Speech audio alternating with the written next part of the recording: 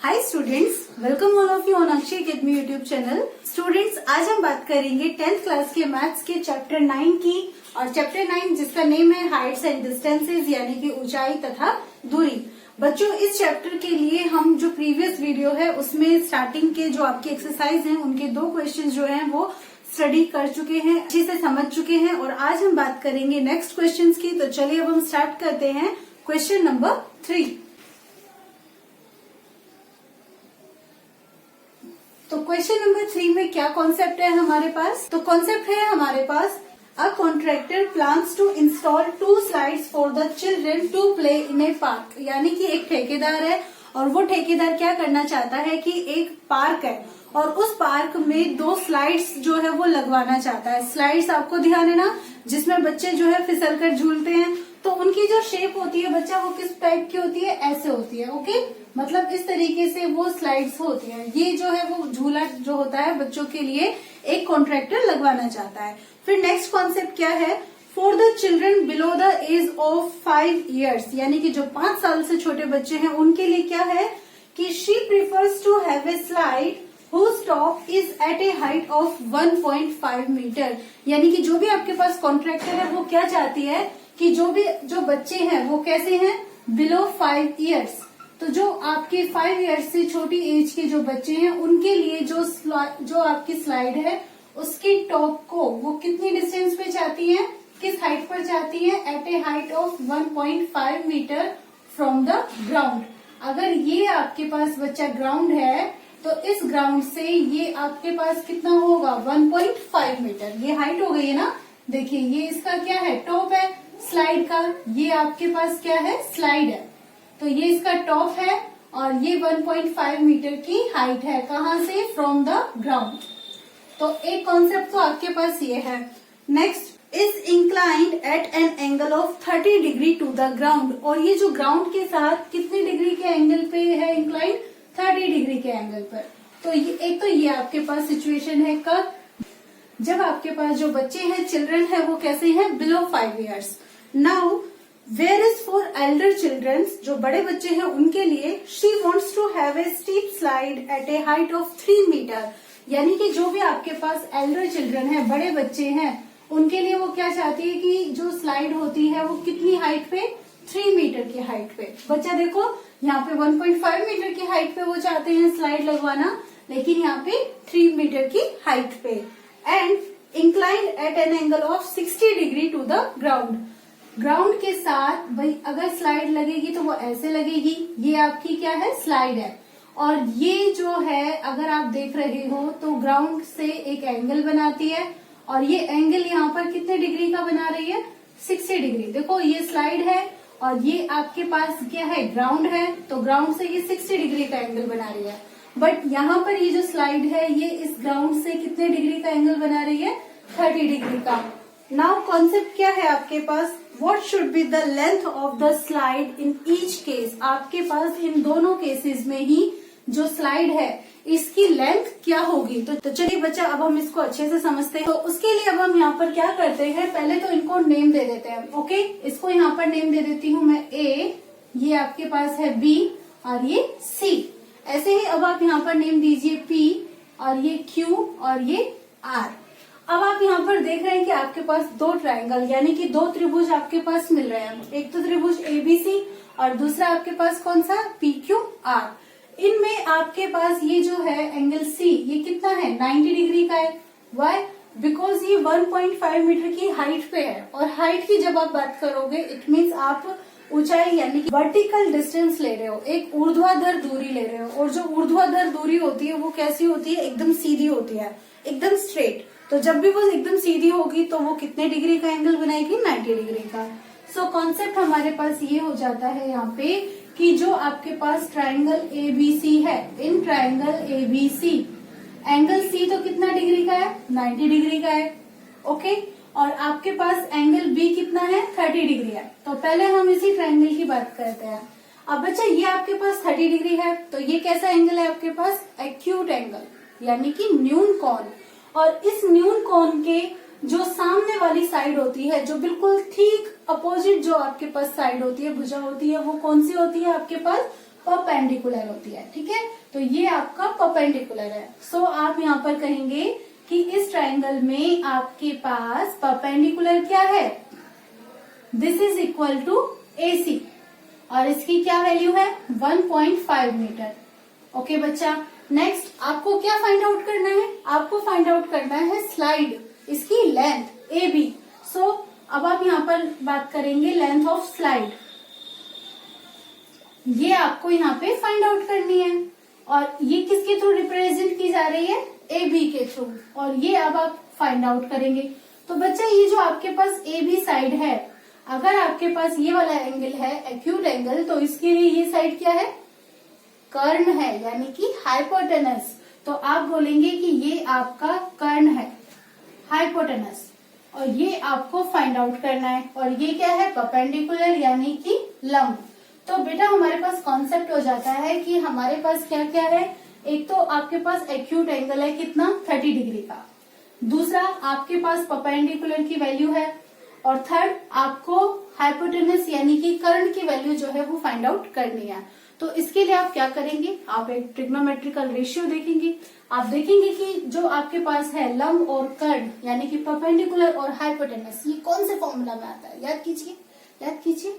आपके पास ये फॉर्मूला आता है, ये वाला ध्यान है ना, PBP अपॉन HHB, और हिंदी में बोले तो लाल बटा कक्का, और इसको क्या बोलेंगे, पंडित बद्री प्रसाद हर हर बोले। तो अब आप ये देखिए कि आपको लंब और कर्ण के साथ ये बद्री प्रसाद जी को बुलवाना है, लंब और कर्ण यानी कि लंब बटा कर्ण, ये हो गया आपके पास क्या, साइन थीटा। ओके, देखिए परपेंडिकुलर अपॉन हाइपोटेनस, तो हम यहाँ पर फॉर्मूला किसका यूज करेंगे, साइन थीटा का। तो sign theta that means perpendicular, और परपेंडिकुलर कितना है हमारे पास AC अपॉन हाइपोटेनस, और ये कितना है AB। अब हम क्या करते हैं, जो भी वैल्यूज हमारे पास होती है हम उन सबको नोट कर लेते हैं। तो सबसे पहले आप 30 डिग्री लीजिए, साइन 30 डिग्री इक्वल्स टू, क्यों, क्योंकि यहाँ पे थीटा कितना है 30 डिग्री है। नेक्स्ट AC कितना है बच्चा, देखो AC ये वाली हाइट जो है कितनी है 1.5 मीटर अपॉन AB, ये हमें फाइंड आउट करना है। साइन 30 डिग्री क्या वैल्यू होती है इसकी 1/2, यानी कि 1/2 बराबर है किसके 1.5 बटा AB के। आप इसको क्रॉस मल्टीप्लाई कीजिए यानी कि वज्र गुना, तो AB को आप 1 से मल्टीप्लाई करते हो तो आपके पास क्या आता है AB, और 1.5 को आप 2 से मल्टीप्लाई कीजिए तो कितना मिलेगा आपको 3। तो आपके पास AB यानी कि लेंथ ऑफ स्लाइड, जो भी आपके पास स्लाइड है, फिसलन पट्टी है, उसकी आपको लंबाई मिल जाती है, कितनी मिल जाती है हमारे पास 3 मीटर। आपके पास ये वैल्यू मीटर में है ना, तो आप इसको भी क्या कहेंगे मीटर। तो बच्चा आपके पास इस वाले स्लाइड की तो लेंथ आपको मिल चुकी है। अब आप बात कीजिए अदर वाले की, तो अदर में आपके पास कौन सा ट्रायंगल बन रहा है, triangle PQR। So you will write here in triangle PQR, त्रिभुज PQR में। अब इसमें आपके पास कोण R, ये वाला कोण ये कितने डिग्री का है 90 डिग्री का है, और ये वाला कोण Q ये कितने डिग्री का है 60 डिग्री का है, ठीक है। और आपके पास क्या क्या है, आपके पास ये PR की वैल्यू गिवन है ना, देखो कितनी है ये 3 मीटर। तो आपने लिखा PR है आपके पास कितना 3 मीटर, और आपको फाइंड आउट क्या करना है लेंथ ऑफ स्लाइड यानी कि PQ। तो सेम कॉन्सेप्ट है आपके पास जैसा आपके पास यहाँ पे था, बस थोड़ा सा चेंज है आपका, और वो कैसे है कि आप यहाँ पर देखो 1.5 की जगह यहाँ पे कितना है 3, और एंगल यहाँ 30 डिग्री था, 30 डिग्री की जगह यहाँ कितना है 60 degree. So PQ is the length of side, ये आपको फाइंड आउट करना है। अब बच्चा ये वाला एंगल आपके पास है 60 डिग्री, तो ये वाली साइड आपके पास क्या हो गई है, क्या हो गई है, देखो इस एंगल के जस्ट अपोजिट साइड है, तो ये आपके पास क्या है लंब है यानी कि परपेंडिकुलर है, और ये आपके पास क्या है कर्ण है यानी कि हाइपोटेनस है। तो आपको सेम कॉन्सेप्ट लंब बटा कर्ण यानी कि परपेंडिकुलर अपॉन हाइपोटेनस यूज करना है। तो परपेंडिकुलर अपॉन हाइपोटेनस आपके पास किस में आता है, अभी अभी तो किया है हमने, किस में आया था भाई साइन में, वेरी गुड। तो अब हम यहाँ पे क्या करेंगे, जो वैल्यूज है किसकी साइन थीटा की, ये यहाँ पे अप्लाई कर देंगे। तो थीटा कितना है हमारे पास, देखिए थीटा इज 60 डिग्री और परपेंडिकुलर ये कितना है 3 मीटर अपॉन हाइपोटेनस, ये हमें फाइंड आउट करना है और ये किसके इक्वल है पी क्यू के। साइन 60 डिग्री क्या होती है value, √3/2, very good, √3/2 equals to 3/PQ, cross multiply कर लीजिए, √3 मल्टीप्लाई होगा PQ के साथ और 2 × 3 कितना हो जाएगा 6 हो जाएगा, लेकिन हम यहाँ पर अभी ऐसे ही लिख लेते हैं, क्यों, क्योंकि हमें PQ की वैल्यू फाइंड आउट करनी है। तो 2 × 3 डिवाइडेड बाय क्या, ये √3 नीचे आ जाएगा। अब बच्चा ये 3 है और ये √3 है, तो ये √3 इस 3 को कैंसिल कर देगा कितनी बार, √3 टाइम्स, तो आपके पास वैल्यू क्या आ जाएगी 2√3 मीटर। तो आपके पास ये वाली जो कंडीशन है, यानी कि जो बड़े बच्चों के लिए स्लाइड है, उसमें तो आपको स्लाइड की लेंथ चाहिए 2 × √3 मीटर, ठीक है। और यहाँ पे आपके पास जो स्लाइड है उसकी लेंथ आपको कितनी चाहिए 3 मीटर। तो ये आपका हो जाता है यहाँ पे क्वेश्चन नंबर 3, आप इसको नोट कर लीजिए। नेक्स्ट हम बात करते हैं क्वेश्चन नंबर 4 की। तो और according to it the angle of elevation of the top of a tower, देखो बच्चा ध्यान से कॉन्सेप्ट समझो, पहले क्या कहा है आपसे, the angle of elevation of the top of a tower. तो आप सबसे पहले क्या कीजिए, एक टावर यहाँ पे बना लीजिए, ठीक है। सपोज कीजिए कि ये आपके पास क्या है टावर है और इस टावर का ये जो पॉइंट है आपके पास क्या है टॉप पॉइंट है, ठीक है।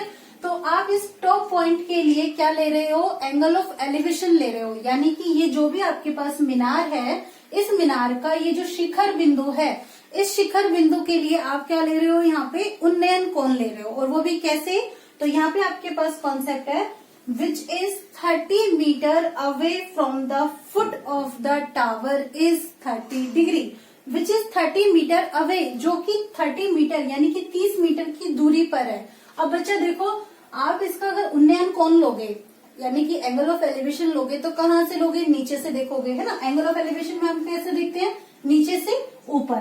तो बच्चा आप यहाँ पर भी देख सकते हो, यहाँ पर भी देख सकते हो, कहीं पर भी देख सकते हो, लेकिन कंडीशन क्या दी हुई है कि which is 30 metre away from the foot of the tower, यानी कि जो भी आपके पास मीनार है, इस मीनार का ये क्या है आपके पास फुट है, इस फुट से यानी कि इस पाद बिंदु से जो भी आपके पास बिंदु है वो कितनी दूरी पर है, 30 मीटर की दूरी पर है।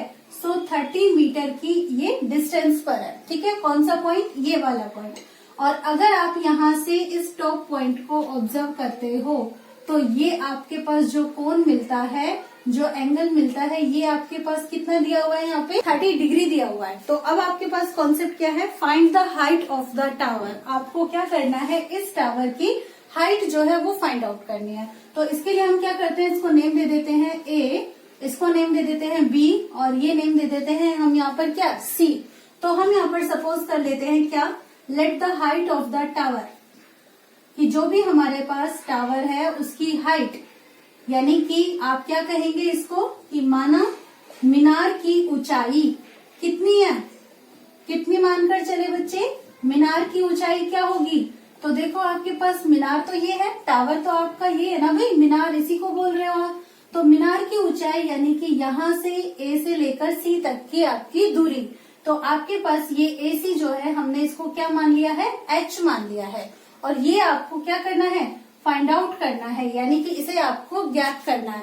तो अब आप देखेंगे कि आपके पास क्या क्या यहाँ पे मान दिए हुए हैं। तो देखो ये आपके पास एक त्रिभुज बन जाता है, ABC त्रिभुज।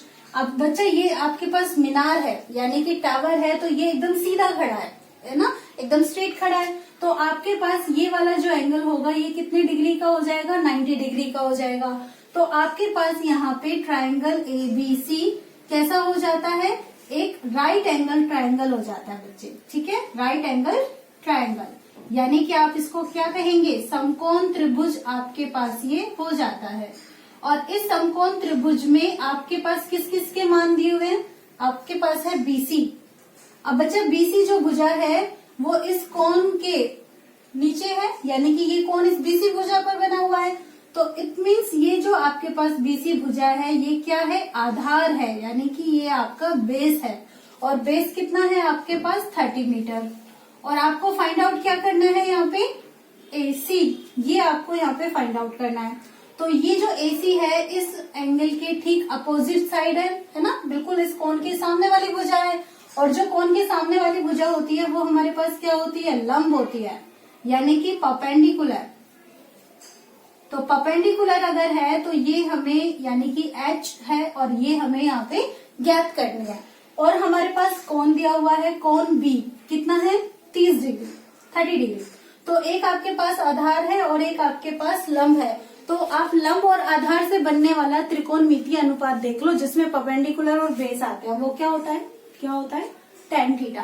तो आपके पास tan थीटा यहाँ पे हो जाएगा, जिसकी वैल्यू होती है क्या, परपेंडिकुलर अपॉन बेस। परपेंडिकुलर कितना है, जो आपका लंब है यानी कि AC, और बेस यानी कि आधार BC। तो इन सब के मान रख दीजिए जो आपके पास यहाँ पे है। सबसे पहले तो tan थीटा, थीटा का मान कितना है, जो आपके कोण B का मान है, यही आपका क्या है यहाँ पे थीटा है। तो that is equal to 30 degree equals to AC H है जो आपको ज्ञात करना है, BC और ये कितना है 30। tan 30 डिग्री क्या वैल्यू होती है tan 30 डिग्री की, याद करो। Yes, that is equal to 1/√3 and this is equal to H upon 30। आप यहाँ पर इसका क्रॉस मल्टीप्लाई कर लीजिए, यानी कि वज्र गुना, तो √3 गुना होगा किसके साथ, H के साथ, और 30 यानी कि 30 मल्टीप्लाई होगा 1 के साथ। तो आपके पास H क्या आ जाएगा, 30/√3। तो बच्चा आप इसको बोल सकते हो कि ये आपके पास क्या है, मीनार की ऊंचाई है। लेकिन हमारे पास एक कॉन्सेप्ट होता है, और वो क्या कि जब भी हमारे पास रूट वाला जो नंबर है वो डिनोमिनेटर में आ जाता है, यानी कि जो रूट वाली संख्या है वो नीचे आती है, तो हम क्या करते हैं, रेशनलाइजेशन कर देते हैं, यानी कि परिमेयकरण। और उसमें हम क्या करते हैं, जो भी आपके पास हर वाली संख्या होती है रूट की, इसी को ही हम ऊपर नीचे मल्टीप्लाई कर देते हैं। तो 30 मल्टीप्लाई हुआ √3 से, और √3 मल्टीप्लाई हुआ √3 से, यानी कि 3 से ये 10 टाइम कैंसिल। तो आपके पास 10√3 मीटर क्या आ जाती है, इस मीनार की ऊंचाई, यानी कि हाइट ऑफ द टावर। कितना आया आपके पास, 10√3 मीटर। तो बच्चा आप एक बार इसे नोट कर लीजिए। ये क्वेश्चन नंबर 4 है। इसके बाद हम यहाँ पर क्वेश्चन नंबर 5 को भी डिस्कस करते हैं। क्वेश्चन नंबर 4 के बाद अब हम बात करते हैं 5th क्वेश्चन की। और 5th क्वेश्चन में हमारे पास जो कॉन्सेप्ट है वो बहुत ही इंटरेस्टिंग है, बच्चा ध्यान से समझिएगा। क्या है, a kite is flying at a height of 60 metre above the ground. यानी कि हमारे पास बच्चा यहाँ पे क्या है, एक काइट है, ओके। और ये जो काइट है ये कहाँ पे उड़ रही है, 60 मीटर अबव द ग्राउंड। यानी कि यहाँ से अगर हम ग्राउंड से इसकी हाइट लें तो कितनी है, 60 मीटर के ऊपर है, ओके। नेक्स्ट आपसे क्या कहा है, the string attached to the kite is temporarily tied to a point on the ground. अब क्या हुआ कि जो भी काइट उड़ती है तो काइट की जो स्ट्रिंग आती है आप देख पाते हो कि इस तरीके से आती है। अब क्या हुआ है कि जो भी काइट उड़ा रहा था उसको ना पानी की प्यास लगी है या फिर उसको कोई और काम आ चुका है, तो वो क्या है कि इसको थोड़ी देर के लिए इस ग्राउंड पर एक पॉइंट से टेम्परली मतलब थोड़ी देर के लिए यहाँ पर इसको टाइट करके इसको बांध करना चला जाता है। और फिर क्या कॉन्सेप्ट आता है, the inclination of the string with the ground is 60 degree. तो ये आपके पास जो स्ट्रिंग है, ओके, यानी कि जो आपका क्या होता है, मांझा, ये जो मांझा है इस ग्राउंड से कितने डिग्री के एंगल पर है, 60 डिग्री के एंगल पर है, यानी कि इतना ये एंगल यहाँ पे बना रहा है। फिर नेक्स्ट क्या है, find the length of the string. आपके पास ये जो भी स्ट्रिंग है इसकी जो लेंथ है हमें ये फाइंड आउट यहाँ पे करनी है कि ये क्या है इसकी length. Next, assuming that there is no slack in the string. ये सोचते हुए कि जो भी आपके पास ये स्ट्रिंग है इसमें कोई स्लैक नहीं है। दैट मीन्स स्ट्रिंग जो है यानी कि जो भी यहाँ पे मांझा है या जो भी धागा है वो बीच में से कहीं पर भी मुड़ा हुआ नहीं है, कहीं कोई आपके पास नॉट नहीं लगी हुई है, एकदम क्लियर ऐसे है, ओके। और ये आपको यहाँ पे फाइंड आउट करना है। तो बच्चा आपके पास ये जो शेप है ये किसकी है, ग्राउंड है ये यहाँ पे, ओके। ये जो शेप है अगर आप इसको नेम दे यहाँ पे ABC, तो किसकी है ये, एक ट्रायंगल की यानी कि त्रिभुज की। और इस त्रिभुज में आपके पास क्या है, triangle ABC। In triangle ABC ये जो एंगल B है हमारे पास ये कितना है, 90 डिग्री है। क्यों, क्योंकि आपको यहाँ पे कॉन्सेप्ट दिया है कि जो भी आपकी काइट है वो क्या है, ग्राउंड से 60 मीटर की हाइट पर उड़ रही है। अब हाइट पर उड़ रही है तो हाइट एकदम कैसे होती है, स्ट्रेट होती है। सो it is of 90 degree angle, ये हमारे पास 90 डिग्री का एंगल है। और ये वाला जो एंगल है, एंगल सी, ये कितना है, 60 डिग्री है। ये कैसा है, न्यून कोण है, तो हम इसको यहाँ पर थीटा सपोज कर लेते हैं। और अब देखो बच्चा, ये आपके पास अगर न्यून कोण है यानी कि एक्यूट एंगल है, तो इसके ठीक अपोजिट वाली साइड आपके पास क्या होगी, परपेंडिकुलर होगी। तो आपके पास यहाँ पे जो परपेंडिकुलर है क्या है, ए बी है। और क्या वैल्यू है इसकी, A B, this is equal to 60 metre. Okay, और आपको फाइंड आउट क्या करना है, इसको। और ये क्या है, लेंथ ऑफ स्ट्रिंग है, भाई स्ट्रिंग है ना, स्ट्रिंग की लेंथ है। और क्या वैल्यू है इसकी, एसी। एसी हमें यहाँ पे फाइंड आउट करनी है। So hypotenuse that is equal to AC and this is the length of string. ये हमारे पास स्ट्रिंग की लेंथ है, ये हमें क्या करनी है, यहाँ पे फाइंड आउट करनी है। तो बच्चा हमारे पास परपेंडिकुलर है और हाइपोटेनस है, तो परपेंडिकुलर और हाइपोटेनस, इसमें कौन सा रेशियो लगता है, साइन थीटा। तो आप यहाँ पे अप्लाई कीजिए sine theta, that is equal to perpendicular upon hypotenuse. Perpendicular कितना है, ए बी, हाइपोटेनस कितना है, A C. So it is equal to A B upon A C. अब बच्चा थीटा, थीटा कितना है आपके पास angle, that is equal to 60 degree. So you will write here sine 60 degree is equal to A B. A B क्या है आपके पास, A B देखो, जो भी आपका परपेंडिकुलर है यानी कि जो भी आपका लंब है वो कितना है, 60 मीटर है। तो आप यहाँ पर लिखेंगे 60 अपॉन एसी। एसी यानी कि ये जो आपके पास धागा है, इस धागे की लंबाई है ना। ये आपके पास क्या है, लेंथ ऑफ स्ट्रिंग है, धागे की लंबाई, और ये हमें फाइंड आउट करनी है। So we will write AC. Sine 60 degree क्या होता है, क्या होता है, अभी बताया था, थोड़ी देर पहले भी आया था, क्या, √3/2। Very good.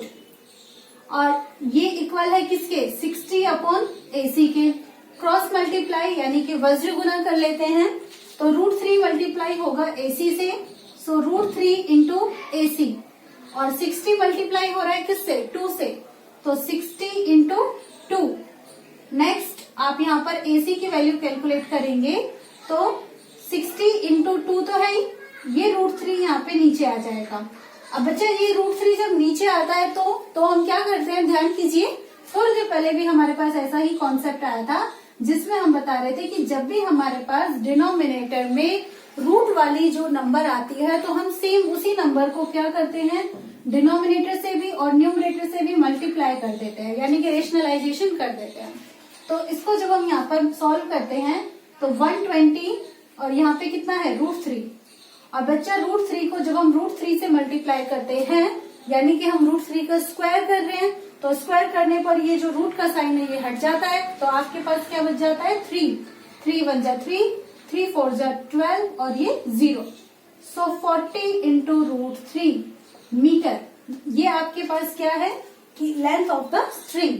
तो बच्चा आपके पास यहाँ पे कॉन्सेप्ट आ जाता है क्या, कि जो भी आपके पास स्ट्रिंग है यानी कि जो भी धागा है जिससे आपकी काइट यानी कि पतंग जो है वो ग्राउंड पर किसी एक पॉइंट से बंधी हुई है, तो उस धागे की लंबाई हमारे पास कितनी है, 40 इंटू √3 मीटर। तो ये हमारे पास हो जाता है क्वेश्चन नंबर 5। आप इसे नोट कर लीजिए। फिर आज हम बात करते हैं इसके बाद क्वेश्चन नंबर 6 की। Next question is 6th। तो 6th क्वेश्चन में कॉन्सेप्ट क्या है हमारे पास, A 1.5 meter tall boy is standing at some distance from a 30 meter tall building। यानी कि हमारे पास क्या है, एक बिल्डिंग है। चलो सबसे पहले तो आप बिल्डिंग ले लीजिए। ओके, इस बिल्डिंग की आपके पास हाइट कितनी है, 30 मीटर है। हम इस बिल्डिंग के लिए नेम सपोज कर लेते हैं, that is R and S। Okay, RS।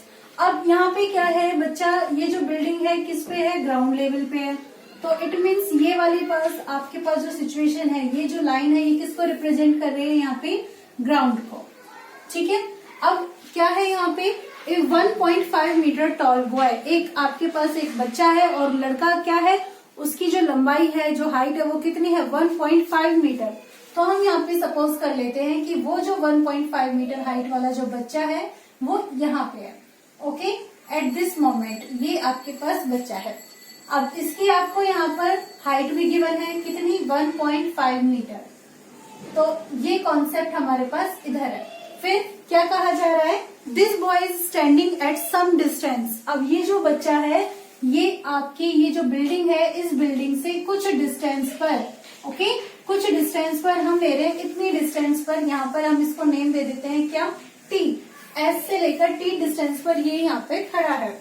और next, the angle of elevation from his eyes to the top of the building increases. देखो बच्चा, अब अगर ये जो बच्चा है, ये जो लड़का है, ये यहाँ से देखेगा किसको, इस बिल्डिंग के टॉप पॉइंट को, तो आप यहाँ पर सबसे पहले तो देखो यहाँ से यहाँ तक, ठीक है, ये इस तरीके से यहाँ पे इस टॉप पॉइंट को देख रहा है।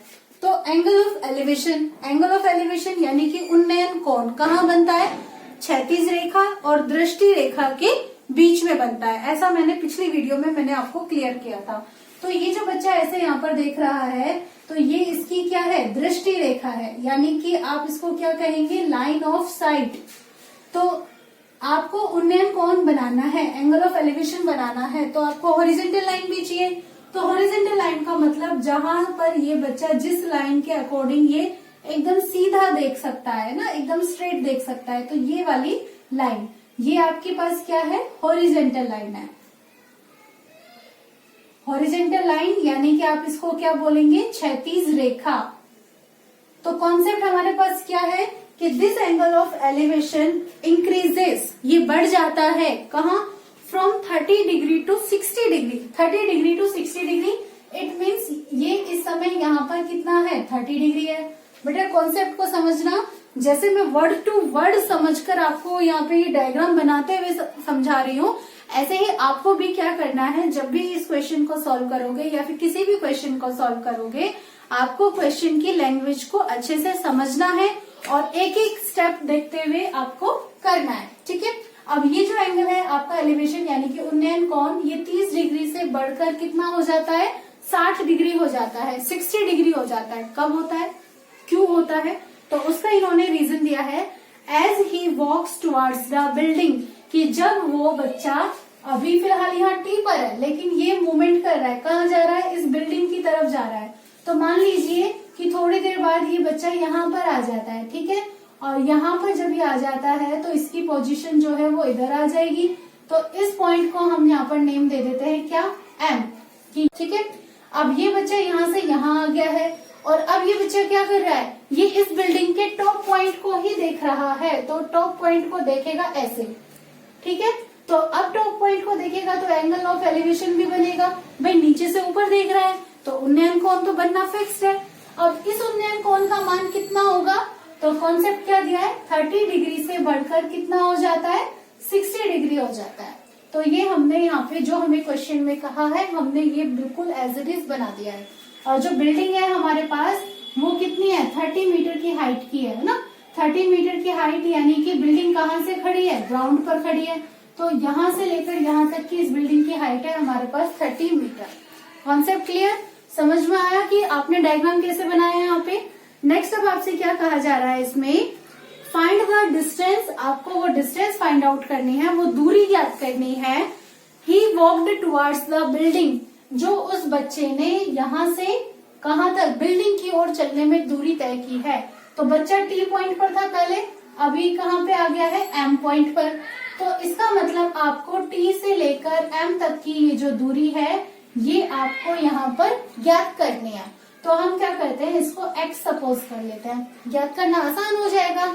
तो इसके बाद अब हम इस क्वेश्चन को सॉल्व करते हैं। तो देखिए अब आपके पास कॉन्सेप्ट क्या है, यहाँ पे दोनों ही कंडीशन में ये आपके पास कितने डिग्री का कोण है, 90 डिग्री का, ये आपका 90 डिग्री का एंगल है। तो बच्चे देखो यहाँ पे आपके पास क्या सिचुएशन है, क्या आपको इस फिगर से क्लियर हो रहा है। हम जब भी इस तरह के क्वेश्चन करते हैं तो हमें क्या चाहिए होता है, त्रिभुज चाहिए होता है ना, ट्रायंगल।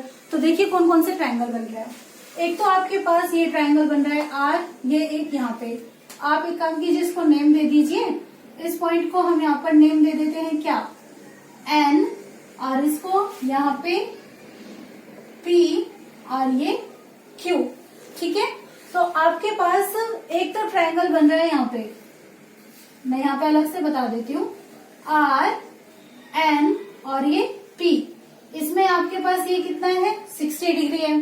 और एक आपके पास ये कंप्लीट बड़ा वाला ट्रायंगल बन रहा है ऐसे, ये देखिए ये आर है और ये वाला पॉइंट तो आपके पास एन ही है, लेकिन ये वाला पॉइंट आपके पास क्या है क्यू है, यहाँ पे क्यू पॉइंट है, ये हमारे पास बन रहे हैं। और यहाँ पे हमारे पास एंगल कितना है 30 डिग्री है। हमें ये फाइंड आउट करना है कि ये यहाँ से यहाँ तक की जो डिस्टेंस है वो कितनी है। तो बेसिकली बच्चा हमें एक तरीके से टी एम फाइंड आउट करना है, या फिर आप क्या कह सकते हो पी क्यू। तो हम ये मान लेते हैं यहाँ पे let the distance travelled by boy towards the building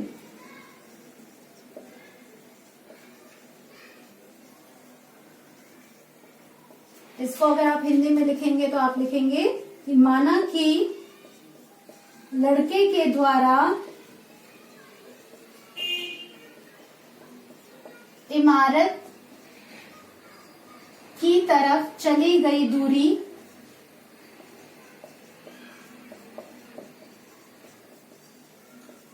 कितनी है बच्चा, क्या है टी एम है ना, टी एम। और ये किसके बराबर है, यहाँ क्यू पी के बराबर है। और ये आपने कितनी मान ली है एक्स मीटर मान ली है।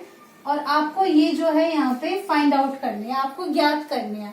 तो चूंकि अब मैंने आपको बताया कि हमारे पास दो ट्रायंगल बन जाते हैं, तो यहाँ पे एक बात देखो बेटा, ये जो दोनों ट्रायंगल है, इन दोनों ट्रायंगल के लिए ये वाली जो साइड है ये क्या है परपेंडिकुलर है ना। और परपेंडिकुलर यानी कि ये इस त्रिभुजों के लिए, दोनों ही त्रिभुजों के लिए क्या है लंब है। तो बच्चा आपके पास ये लंब है, तो ये लंब कहाँ से कहाँ तक है आर एन तक है। क्या ये लंब आर से लेके एस तक है, नहीं है, नहीं है ना। तो इसका मतलब ये हुआ कि हम क्या करते हैं आर एन को ज्ञात करते हैं पहले।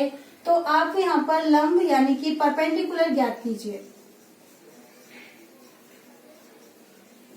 तो उसके लिए आपको आर एन का मान ज्ञात करना है।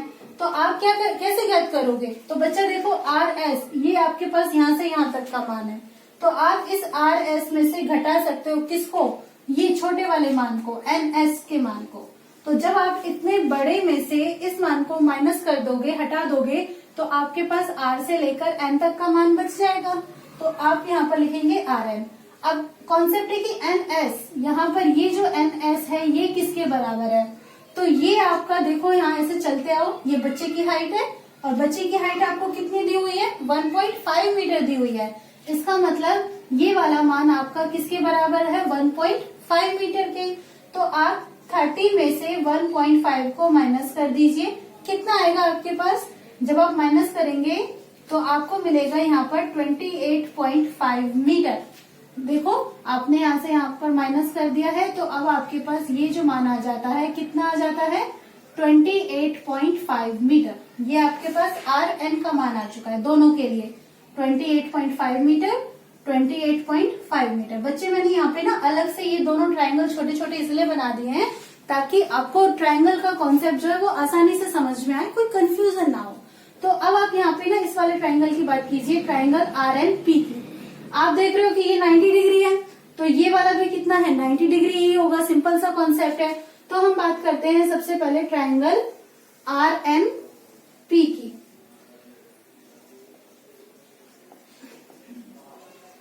इस ट्रायंगल आर एन पी में हमारे पास एंगल पी दिया हुआ है, कौन कितना 60 डिग्री, ठीक है बेटा।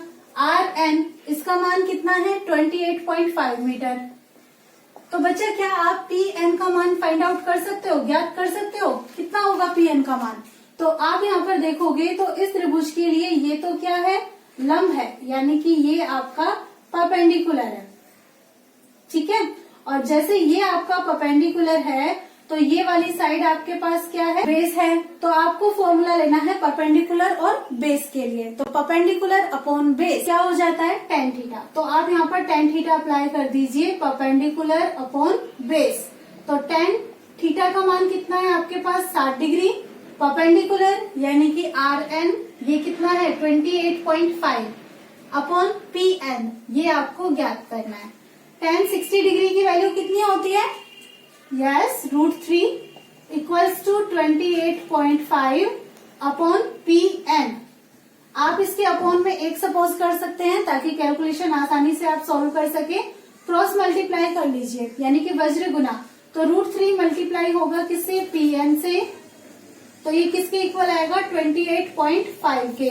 तो इसे सॉल्व करने के लिए आपको किसकी वैल्यू चाहिए? PN।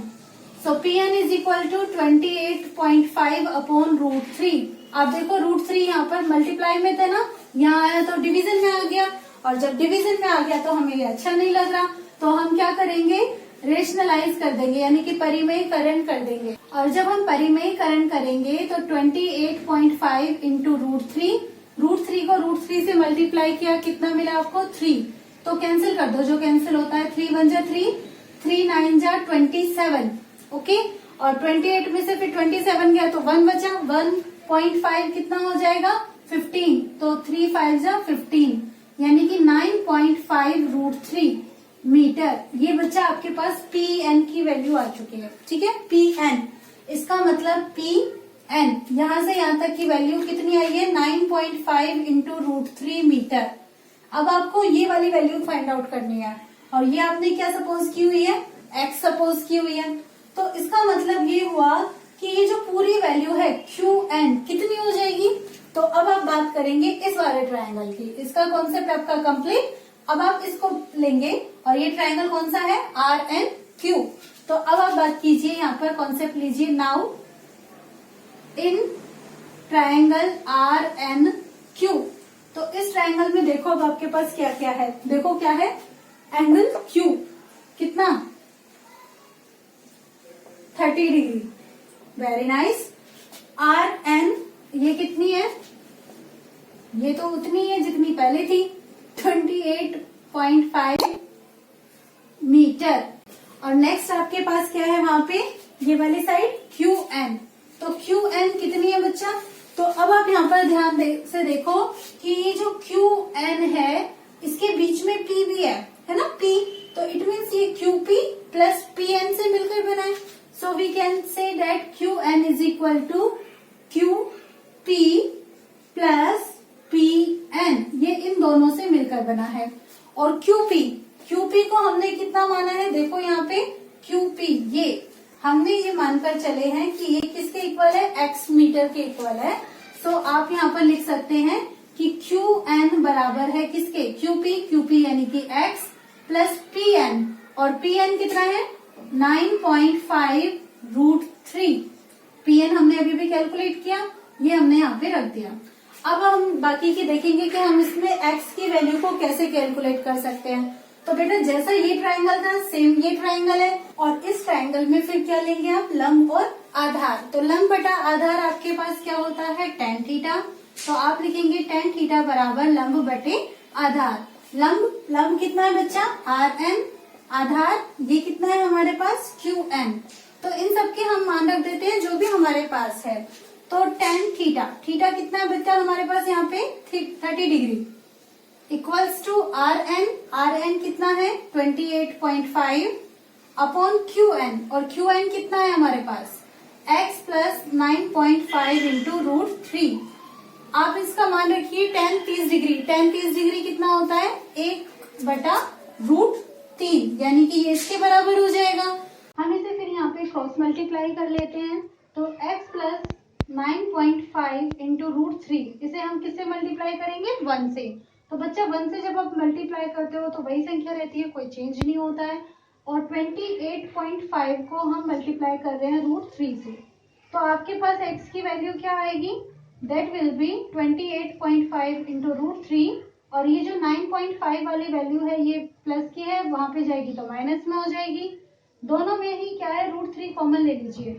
तो √3 जब आप कॉमन लेते हैं तो आपके पास अंदर यहाँ पे क्या बचता है? 28.5 माइनस यहाँ पे 9.5, माइनस कीजिए। 5 में से 5 गया 0, 28 में से 9 गया 19, और यहाँ पे क्या है?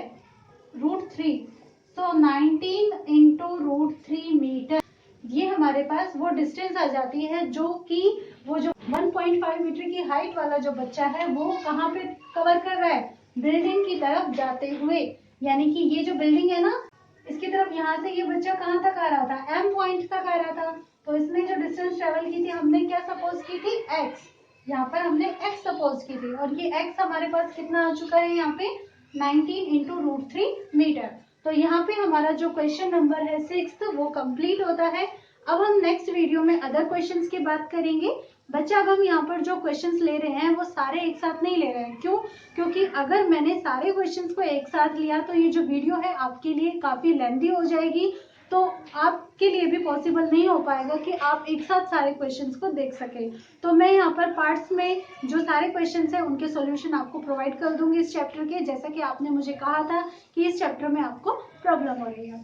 तो बच्चा अब हम मिलेंगे नेक्स्ट वीडियो में, तब तक के लिए बाय बाय, टाटा, thank you for watching my channel.